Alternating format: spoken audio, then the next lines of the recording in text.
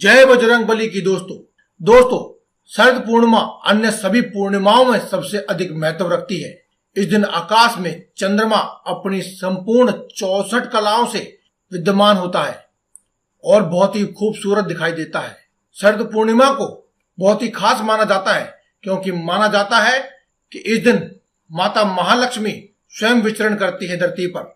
आज की इस वीडियो में हम आपको 15 ऐसी बातें बताने वाले हैं जिनका आपको शरद पूर्णिमा के दिन विशेष रूप से ध्यान रखना चाहिए ताकि आपके घर में भी सुख शांति और समृद्धि आए और किसी भी प्रकार से आप माता महालक्ष्मी का अनादर ना कर सके, ताकि वह आपसे कभी रुष्ट ना हो और आपके घर में हमेशा ही विद्यमान रहे। तो दोस्तों आइए जानते हैं वे 15 बातें जिन्हें आपको ध्यान में रखना चाहिए और माता महालक्ष्मी को हमेशा प्रसन्न करके अपने घर में विराजमान रखना चाहिए। इससे पहले बस आप कमेंट बॉक्स में एक बार लिख दें जय बजरंगबली, जय माता दी। दोस्तों शरद पूर्णिमा को आपको बिल्कुल भी देरी से नहीं उठना चाहिए। सबसे पहली बात तो यही है, इस दिन आपको बिल्कुल भी देरी से नहीं उठना चाहिए। अगर संभव हो तो आपको ब्रह्म मुहूर्त में उठ जाना चाहिए। अक्सर लोग देखा गया है कि उठने के बाद अपना मोबाइल या फिर अन्य कार्यों में व्यस्त हो जाते हैं। इसकी बजाय आपको सुबह उठने के बाद अपने नित्य कर्मों से निवृत्त हो जाना चाहिए और सुबह जब भी आप जल्दी उठ जाएं तो आपको स्नान आदि करके स्वच्छ हो जाना चाहिए। यह भी देखा जाता है कि व्यक्ति अक्सर देरी से उठते हैं या फिर जल्दी भी उठ जाएं तो स्नान आदि करने के बाद वे अपने पुराने कपड़े ही धारण कर लेते हैं। इसके विपरीत शरद पूर्णिमा के दिन आपको स्वच्छ वस्त्र ही धारण करने चाहिए और अपने आराध्य देव को नहा धो करके उन्हें भी स्वस्थ वस्त्र वेशभूषा अवश्य ही पहनानी चाहिए। अगर आप अपने आराध्य देव, जिसको भी आप अपना आराध्य मानते हैं, अगर उनकी आप तस्वीर का इस्तेमाल करते हैं तो आपको बाजार से जनेऊ लाकर उन्हें धारण करवा देना चाहिए। शरद पूर्णिमा की रात बहुत ही खास होती है, वहीं पूरा दिन भी बहुत ही खास होता है। इसीलिए जिस किसी भी भगवान को आप मानते हैं, जो भी आपके आराध्य देव हैं, उन्हें केवल नित्य पूजा ही नहीं, उन्हें इसके शरद पूर्णिमा के दिन उन्हें आसन भी देना चाहिए। इसके लिए आप एक लाल रंग का कपड़ा लें और जो भी तस्वीर या मूर्ति का इस्तेमाल आप करते हैं आप उसे बिछाकर उसके ऊपर उनकी तस्वीर मूर्ति आदि रखें और उसके बाद ही उनकी पूजा करें। पूजा करने के लिए अंब, आचमन, वस्त्र, गंध, अक्षत, फूल, धूप, दीप और कुछ भोग भी आप अवश्य लगाना चाहिए। तांबमूल, सुपारी ये अवश्य देनी चाहिए और साथ ही साथ चाहे 1 रुपए का ही सिक्का दें, लेकिन कुछ सिक्के के रूप में आपको दक्षिणा भी अर्पित करनी चाहिए। दोस्तों जो अभी हमने आपको सामग्री बताई, यदि आपको समझ नहीं आ रही है तो आप इसे लिख लें और आप किसी भी पूजा की दुकान पर जा करके ये सभी का नाम अगर उन्हें दिखाएंगे तो वो आपको सभी चीज दे देंगे।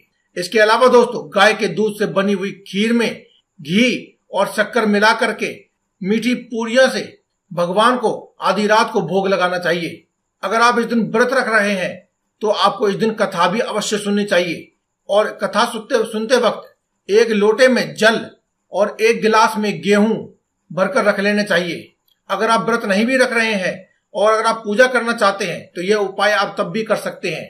इसके लिए बस आप 1 लोटे में शुद्ध जल भर लें और उसमें थोड़ा गंगा जल डाल करके उसे अपने पास रखें और 1 गिलास में गेहूं के दाने भर लें और उस गिलास के ऊपर और लोटे के ऊपर रोली से तिलक लगाएं और कुछ चावल का चढ़ावा दें।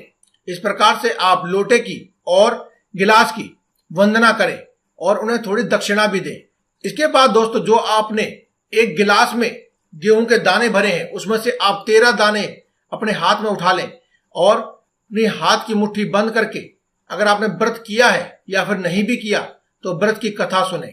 जब कथा पूर्ण हो जाए तो आप गिलास के ऊपर अपनी बंद मुट्ठी को 5 बार घुमाएं और जिस किसी से भी आपने कथा सुनी है उसके चरणों को स्पर्श करते हुए यह गेहूं का गिलास और वह 13 दाने गेहूं के उन्हें अर्पण कर दें और जिस लोटे में आपने गंगा जल डाला था उस लोटे से आपको रात को चंद्रमा को अर्घ देना है और उसी में थोड़ा सा जल बचा ले और बाकी बचे हुए जल को अपने पूरे घर में छिड़क दे।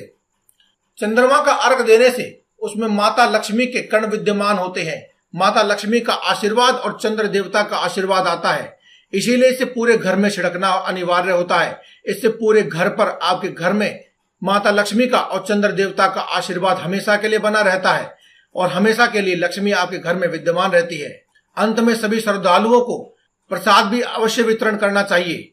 चांद की रोशनी में सुई में धागा अवश्य पिरोना चाहिए।